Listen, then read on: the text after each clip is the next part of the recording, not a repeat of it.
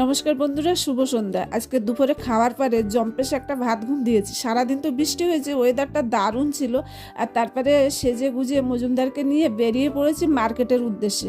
কেন বলুন তো, আজকে দুপুরে আমার সংসারে সব জিনিস বাড়ন্ত ছিল, তাই সবজি নিতে হবে, মুদিখানা নিতে হবে, দুধ পনির যা যা আছে সব কিনতে হবে।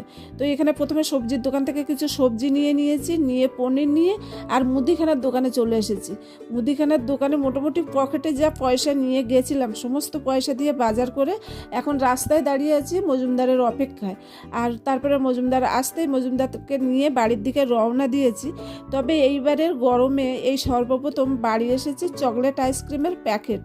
এতদিন আইসক্রিম খেয়েছি এই কর্ন, কাঠি, কুলপি এরকম, তো এরকম প্যাকেট কোনো দিন আসেনি। এবার প্যাকেট আসতে সবাই মিলে একদম ওর উপরে হুমড়ি খেয়ে পড়েছি। আর আইসক্রিমের স্বাদটা কিন্তু দারুণ ছিল। আস্তে আস্তে আইসক্রিমটা একটু গলে গেছে, এখন দুই বোন মিলে সেই গলা আইসক্রিমের কাগজ